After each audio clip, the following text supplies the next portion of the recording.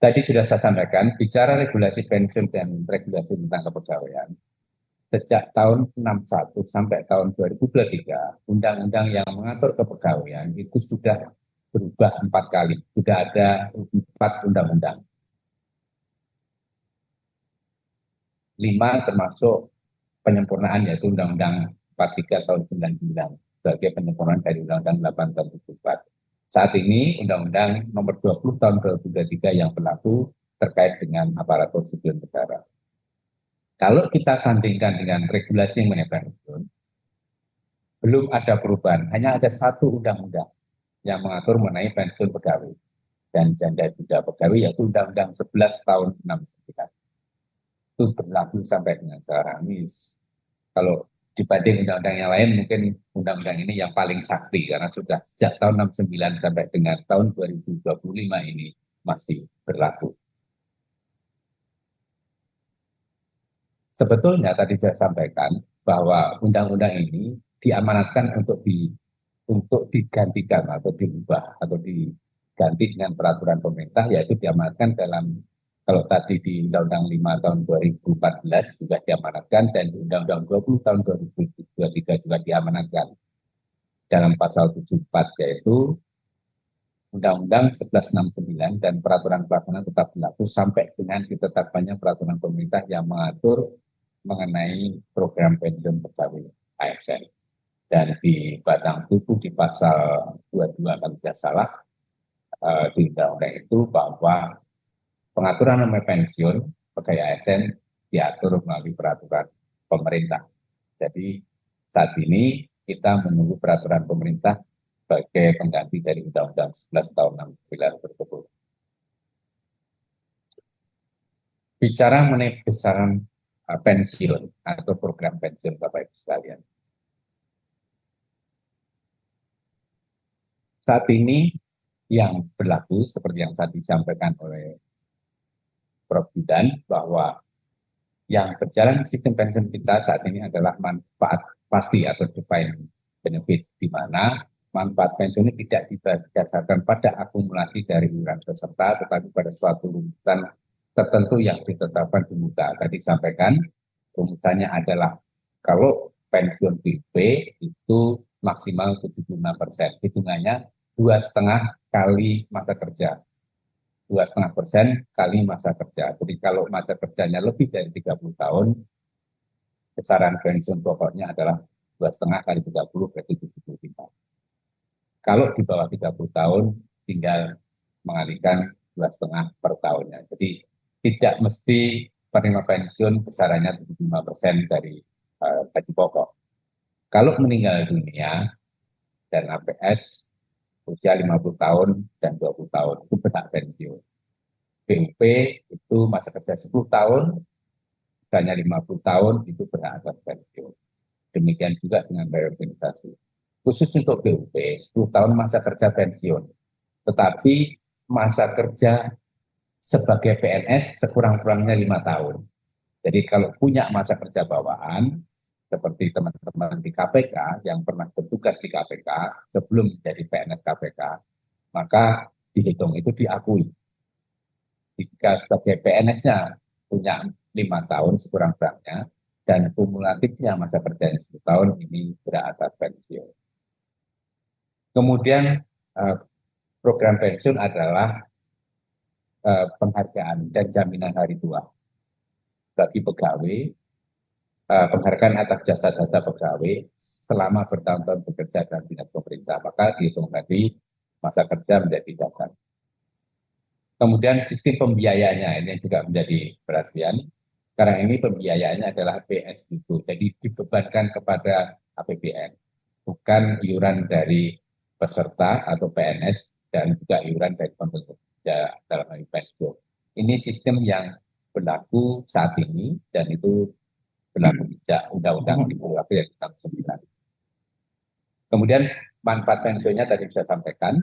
Nah, ini untuk pensiun janda duda manfaatnya 36% dari dasar pensiun. Tapi ada minimalnya, minimal 75% dari gaji pokok terendah dalam tabel gaji PNS. Untuk pensiun janda duda PNS yang tewas, manfaatnya adalah 72% dari dasar pensiun. Nah, untuk janda duda PNS yang tewas ini di samping pensiunnya ada manfaat lain terkait dengan JKK, JKM dan uang duka tewas. Total keseluruhannya antara 250 sampai 300 juta. Tapi ini bagi yang tewas. Kita berharap tidak banyak ASN kita atau PNS kita yang meninggal dunia karena dalam atau karena tugas. Kemudian pensiun orang tua ini diberikan bagi PNS yang pensiun janda duda tewas yang tidak memiliki keluarga lagi, suami, istri ataupun anak, maka diberikan kepada orang tua pegawai yang meninggal tersebut. Permasalahan pensiun yang kita hadapi, Bapak Ibu sekalian, saat ini adalah usia harapan hidup masyarakat Indonesia itu semakin meningkat, termasuk pensiunan PNS. Maka jumlah penerima pensiun itu setiap tahun meningkat. Saat ini lebih dari 2,3 juta pensiunan. Gaji pensiunan tiap bulan itu dibebankan kepada atau dibayarkan oleh APBN, bukan beban ya, dibayarkan oleh APBN. Kalau beban itu seperti negatif, mohon maaf tulisannya salah. Dibayarkan oleh APBN dengan pendekatan itu beban pensiun atau meningkat setiap tahun. Dengan jumlah pensiunan yang meningkat, maka anggaran APBN yang harus digunakan untuk membayar pensiunan juga meningkat. Kemudian manfaat pensiun lebih kecil dibanding penghasilan terakhir, maksimal 75% dari gaji pokok. Dan kemudian belum ada lembaga yang dibentuk untuk mengelola dana pensiun. Kalau Taspen itu membayarkan hanya juru bayar untuk pensiun, bukan mengelola dana pensiunnya. Ini sepemahaman saya. Maka rasa-rasanya seperti yang disampaikan oleh Prof. Yudan tadi perlu reformasi pensiun. Apakah sistemnya, apakah gajinya yang direformasi menjadi sistem single salary atau sistemnya yang akan dirubah. Itu plus minusnya perlu dikaji dengan hati-hati. Nah, kendala penerapan pensiun ASN. Perlu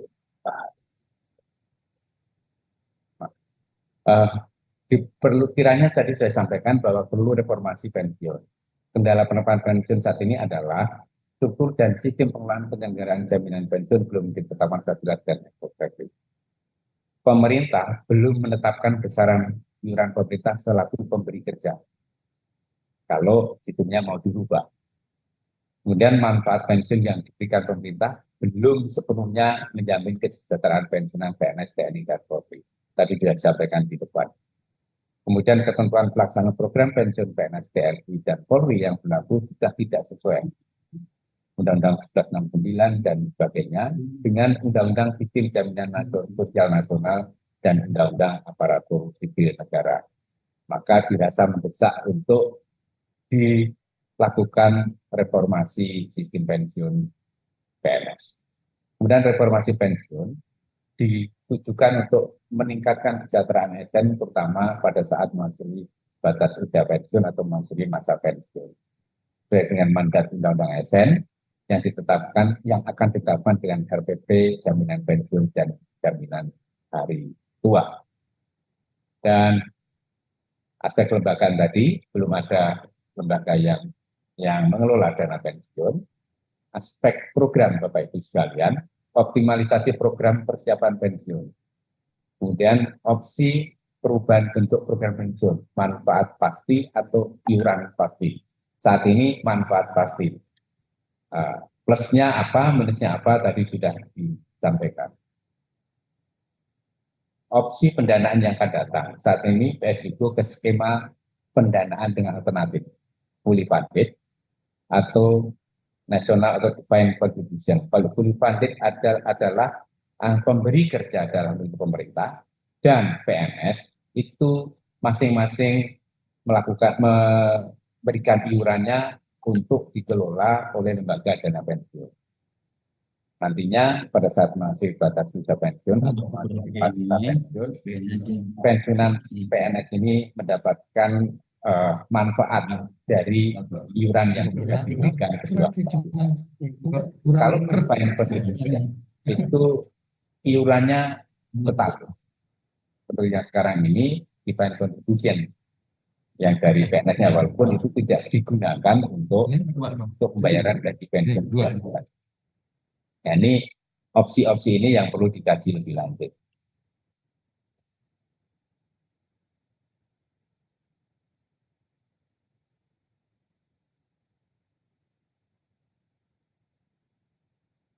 Nah, sistem pensiun manfaat pasti defined benefit seperti yang sekarang berjalan, besarnya manfaat pensiun sudah ditentukan di awal. Ada persentase tadi. Resiko ditanggung oleh pemberi kerja, peningkatan jumlah pensiun, peningkatan jumlah anggaran yang harus diberikan untuk pembayaran uang pensiun itu ditanggung oleh pemberi kerja dalam hal ini pemerintah. Kalau kita geser ke iuran pasti, besaran manfaat pensiun tergantung dari besarnya akumulasi iuran dan hasil pengembangannya. Nah, ini resikonya ditanggung oleh peserta. Peserta akan mendapatkan manfaat sesuai dengan hasil pengembangan yang dilakukan oleh lembaga pengelola dana pensiun. Kalau sistem pembiayaan PFUGO ini pemberi kerja tidak perlu menyiapkan infrastruktur pengelolaan dana. Tidak ada iuran pemerintah karena pemerintah membayar sepenuhnya berapapun besaran dana pensiun yang diperlukan tiap bulan. Pemberi kerja akan menanggung beban pensiun yang semakin besar. Sebaliknya, jika fully funded, pembiayaan pensiun dari pengelolaan, beban pemberi kerja akan menjadi ringan apabila akumulasi iuran diinvestasikan dengan baik. Tapi resikonya bisa ada risiko di sana, yaitu ketika investasi tidak memberikan keuntungan yang signifikan untuk menjadi manfaat bagi PNS atau pensiunan PNS. Nah, kemudian juga pemberi kerja harus menyiapkan infrastruktur pengelolaan dana yang baik dan profesional. Nah, saat ini sepertinya belum ada itu. Nah, bagaimana Bapak Ibu sekalian? Ini sebetulnya nanti lebih banyak Pak Agung Mulyana yang bisa menyampaikan bagaimana kita mempersiapkan diri kita untuk masa pensiun. Ini hanya saya baca-baca saja.